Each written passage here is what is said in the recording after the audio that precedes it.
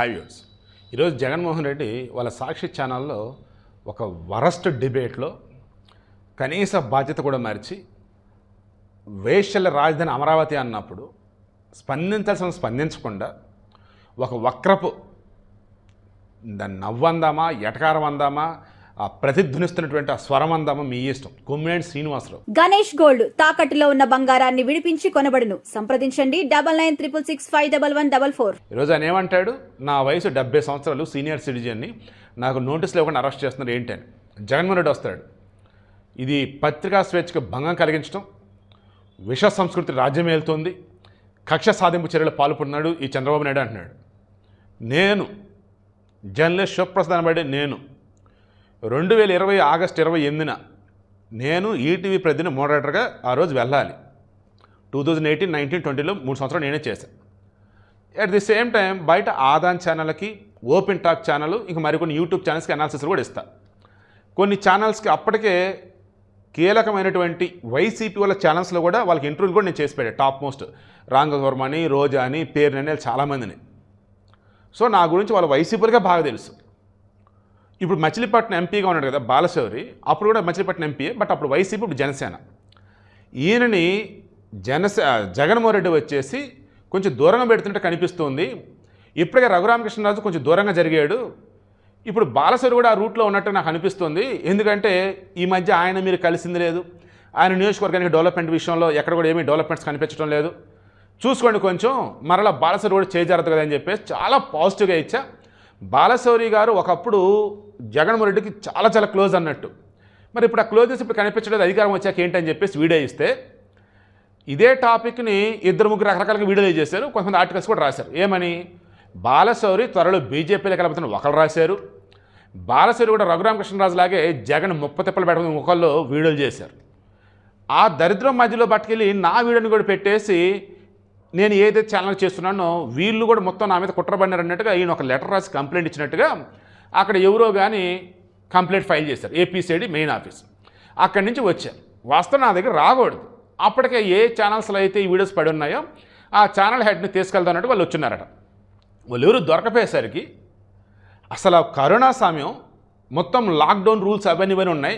2020 August 28 మీరు cross check చేయండి. దేశం మొత్తం మీద కూడా మాస్కులు ధరించాలని, గుంపులు ఉండకూడదని, జర్నీ చేసేటప్పుడు డిస్టెన్స్ ఉండాలని పక్కా రూల్స్ ఉన్నటువంటి రోజులు అవి.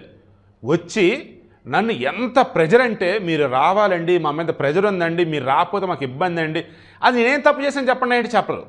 మీరు విజయవాడ రండి, స్టేట్మెంట్ ఇవ్వండి. విజయవాడ వచ్చి స్టేట్మెంట్ ఏంటి, నా ఆన్లైన్ స్టేట్మెంట్ తీసుకోండి, లేదు ఇప్పుడే స్టేట్మెంట్ తీసుకోండి. కాదు కూడదు, రావాల్సిన పట్టుబట్టి మరి అప్పటికప్పుడు ఏది మీ ఫోన్లో వీడియోస్ ఇస్తున్నారు కదా చూడండి అంటే, నా ఫోన్లో వీడియోస్ షూట్ చేస్తున్నప్పుడు ఇంట్లో ఏ వీడియోలు చేస్తారండి అని చెప్పేసి తీసుకొని ఫోన్ దగ్గర పెట్టేసుకున్నాడు. ఇంకా సిఐడి వాళ్ళు నా ఫోన్, కొత్త ఫోన్ OnePlus, అది హార్డ్లీ 10 రోజులు 20 రోజులు అవుతుంది తీసుకొని, అంతే. సరిగా యాప్స్ కూడా నేను ఇన్స్టాల్ చేయాల, ఫోన్ దగ్గర పెట్టేసుకున్నాడు. ఫోన్ ఇమ్మంటే అప్పట్లా మీరు రండి అంటారు. ఇక అప్పుడు ఇక పేరెందుకు కానీ ఇప్పుడు ఆమె ఎస్పీ క్యాడర్లో ఉన్నారు. దాన్ని ఆమె నాకు చాలా రెస్పెక్ట్, గౌరవం. ఆమె ఫోన్ చేసి, శివప్రసాద్ మీరు చెక్ చేసి మీద అసలు ఏ మిస్టేక్ లేదు, స్టేట్మెంట్ పర్పస్ అర్థం చేసుకుని మా మీద హ్యూజ్ ప్రెజర్ ఉంది పైనుంచి, ప్లీజ్ రండి అని అంటే మీ మీద చిన్న ఏమంటారు గీత కూడా పడినామను, మీరు ఎలాగైతే వచ్చారో మళ్ళీ అలాగే రిటర్న్ వస్తారంటే, నా ఫోన్ తీసుకున్నాను ముందు ఫోన్ ఇవ్వమని అంటే, అది ఫార్మాలిటీ లేండి ప్లీజ్ ఏమనుకోవద్దు రండి అంటే అప్పుడు నేను బయలుదేరాను. తీరా వెళ్ళాక తెలిసింది ఏంటిది, నన్ను కేసులు ఇరికేద్దామని చూశారు. ఎవరు దొరకపోయేసారు. నేను కాదు కదా స్వామి, అసలు ఆ ఫట్ ఆర్టికల్ వచ్చింది ఎక్కడ, నేను పెట్టిన వీడియో ఏంటి మొత్తం చెక్ చేయండి, నేను తప్పుగా మాట్లాడి చూపండి. అసభ్యత లేదు, అశ్లీలత లేదు, ఒక జర్నలిస్ట్గా ఒక నార్మల్ వాయిస్, అది నార్మల్ ఫీడ్బ్యాక్ అది.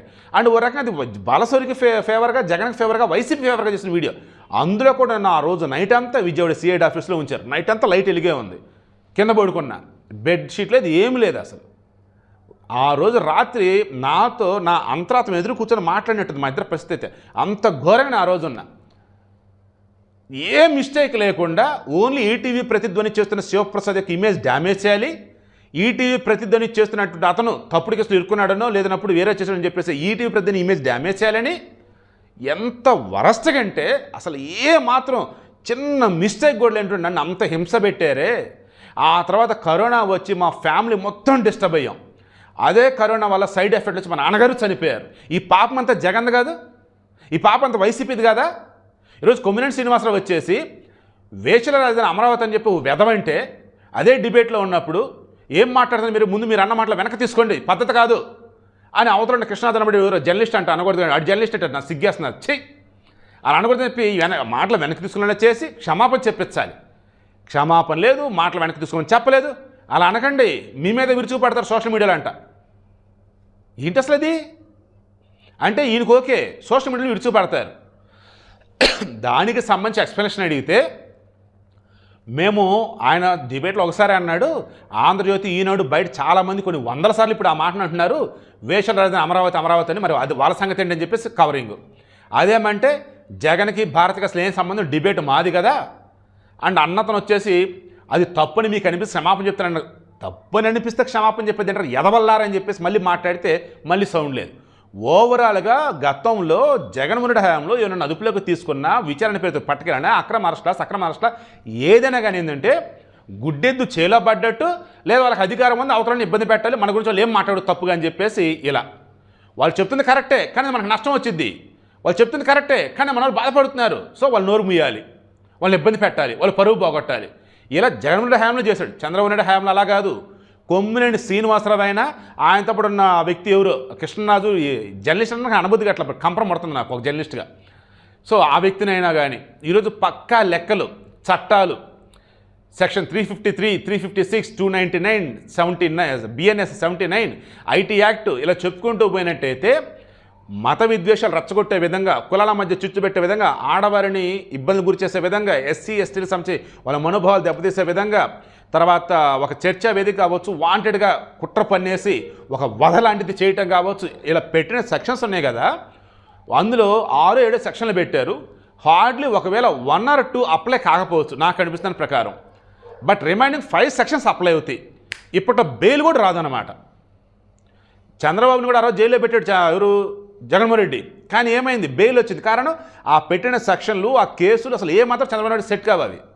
అన్న తర్వాత అసలు తెలిసింది చంద్రబాబు అంటే అసలు ఆయన ఏ తప్పు చేయలే, వాంటెడ్ అధికారం ఉంది కదని చెప్పేసి జైల్లో పెట్టించాడు. అటువంటి జగన్మోహన్ రెడ్డి ఈరోజు మాట్లాడుతున్నాడు. అండ్ ఆ సాక్షిలో పనిచేసేవాళ్ళు మరి వాళ్ళు ఇంక ఏమనాలి చెప్పండి. ఎందుకంటే బతకలేక బడిపోతున్నాడు ఒకప్పుడైతే, ఇప్పుడు బతకలేక జర్నలిస్ట్ అన్నట్టుగా అయిపోతున్నారు.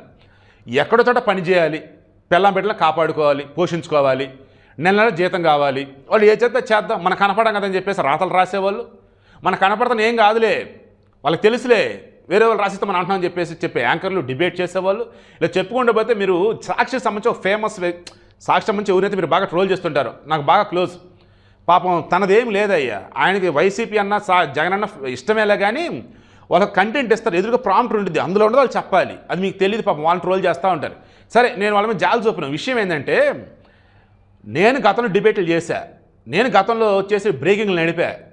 ఇప్పుడు నా ఇండిపెండెంట్ జర్నలిస్ట్గా ఉంటూ కంటిన్యూ అవుతున్నాయి. కారణం ఏంటి, ఏ ఛానల్లో ఉన్నా, ఏ పేపర్లో ఉన్నా వాళ్ళ మేనేజ్మెంట్ తగ్గట్టు మనం బతకాలా, మనం పని చేయాలా. అలా లేనప్పుడు మూసుకొని బయటకు వచ్చేయాలి. నేను చేసింది అయితే అదే. సో ఇప్పుడు ఓవరాల్ విషయం ఏంటి, కొమ్మినేని శ్రీనివాస్ కానీ ఆయనతో పాటు ఉన్నటువంటి ఆ కృష్ణాధన్ అనే వ్యక్తిని కానీ ఇప్పట్లో కోర్టులు బయటకు వదలవు. అండ్ ఈ లెక్కల్లో చంద్రబాబు నాయుడు లెక్కల్లో, లోకేష్ లెక్కల్లో, లోకేష్ రెడ్ బుక్ లెక్కల్లో, అండ్ మన పవన్ కళ్యాణ్ యొక్క లెక్కల్లో మొత్తం తీస్తే ఆ రెడ్ బుక్లో మెన్షన్ చేసినవి కానీ, ఆ రెడ్ బుక్లోకి ఎక్కాల్సిన వాళ్ళరా వీళ్ళు అనుకున్న వాళ్ళు కానీ ఎవరైతే ఉన్నారో అన్ని రంగాలలో కూడా మొత్తం ఫిల్టర్ చేసి తీసుకెళ్ళి లోపలైతే ఖాయం. ఇప్పుడు వాళ్ళు బయటకు కొట్టరారు, వెయిట్ అండ్ సీ.